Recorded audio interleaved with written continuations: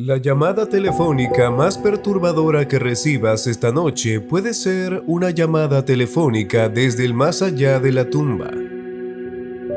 Mensajes de textos extraños, llamadas telefónicas con nada más que estáticas o voces débiles que parecen desvanecerse. Un escalofriante buzón de voz.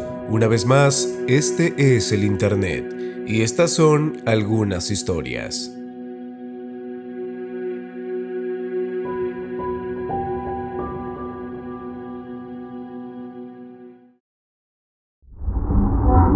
Un raro mundo.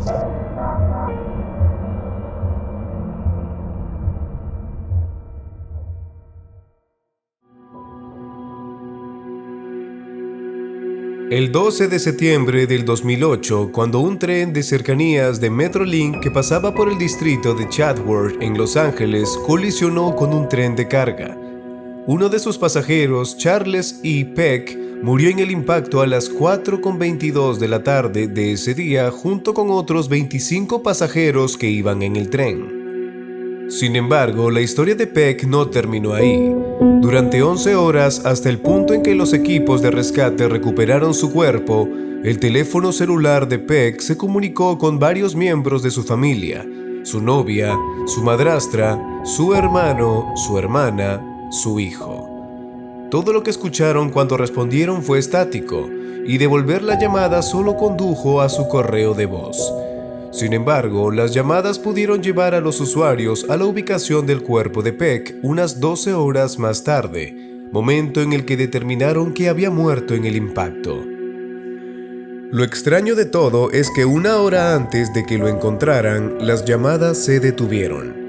Aunque por extraño que parezca, nunca localizaron su celular. Quizá el mismo Peck llamó desde el más allá para que pudieran hallar su cuerpo y su familia pudiera darle un entierro digno. Sin embargo, no deja de ser aterrador el hecho de saber que las llamadas fueron realizadas cuando Peck ya había muerto.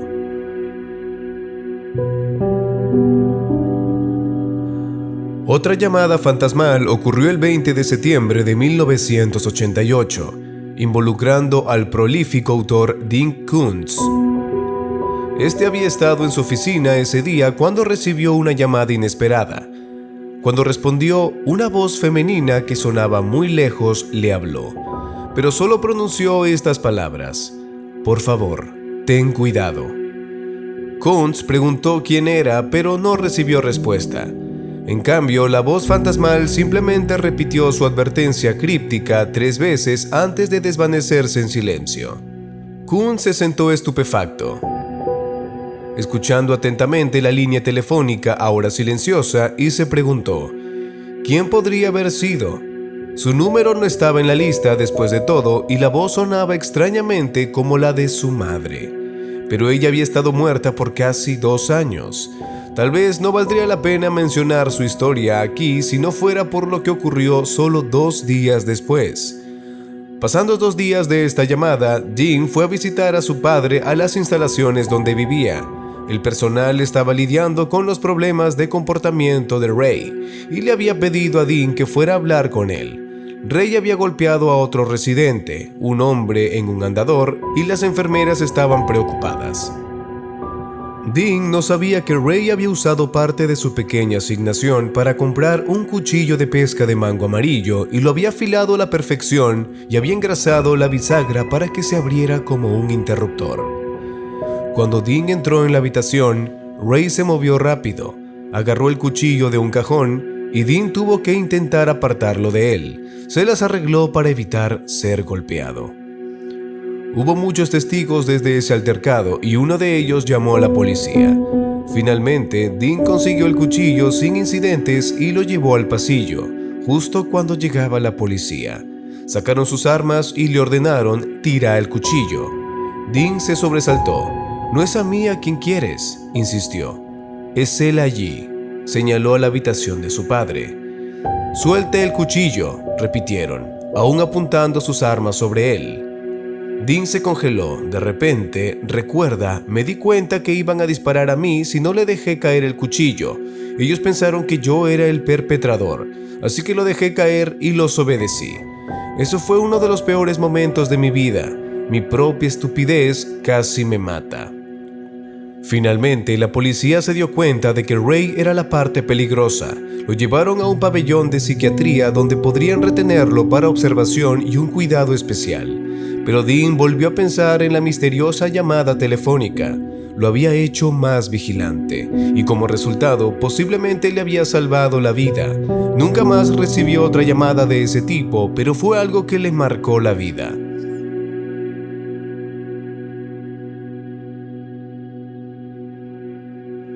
Lo creas o no, algunos mensajes de los muertos no han llegado por teléfono, sino por mensaje de texto. En el año 2008, The Register informó la extraña historia de un hombre de Lancashire que afirmaba estar perseguido por mensajes de texto de su difunta esposa. Después de todo, le habían enterrado con su teléfono celular. Las razones no se saben exactamente. Pero aquí comienza lo perturbador, y es que los textos contendrían palabras y frases que ella usaba a menudo. Esto se volvió tan recurrente, lo cual a él lo mantuvo muy asustado por meses. Sin embargo, la extraña experiencia comenzó con una llamada perdida, una del propio número de su esposa fallecida y el extraño olor del perfume que ella siempre usaba. Comenzó meses después de su partida en su habitación por las madrugadas. Ese singular olor era fácil de reconocer y difícil de olvidar. Al inicio quería creer que era producto de su imaginación, parte de su duelo el querer recordarla, una mala jugada de su mente, pero esto también fue presenciado por una de sus hijas en una noche que se quedó a cuidar a su padre. Ambos se quedaron helados al darse cuenta que esto en realidad estaba sucediendo. Al amanecer comenzaron los mensajes de texto, creyendo primero que era una mala broma, que alguien había clonado el número de su esposa, pero no. Sabían que su teléfono fue enterrado con ella y que algo o alguien estaba enviando esos mensajes, textos con las frases que solo ella usaba, que únicamente le llegaban a su esposo. Tal vez esta mujer pasó tantos años al lado de este hombre que se rehusaba a dejarlo, o simplemente quería que supiera que nunca estaría solo por lo que reste de su vida. Seguido a esto, la familia empezó a experimentar sucesos paranormales en la casa, razón por la cual se mudaron. Años más tarde, el señor falleció y fue enterrado junto a su esposa. Desde ahí no han recibido ningún mensaje ni tampoco han vuelto a presenciar nada extraño, por lo cual deducían que lo que deseaba la esposa era llevarse con ella a su marido.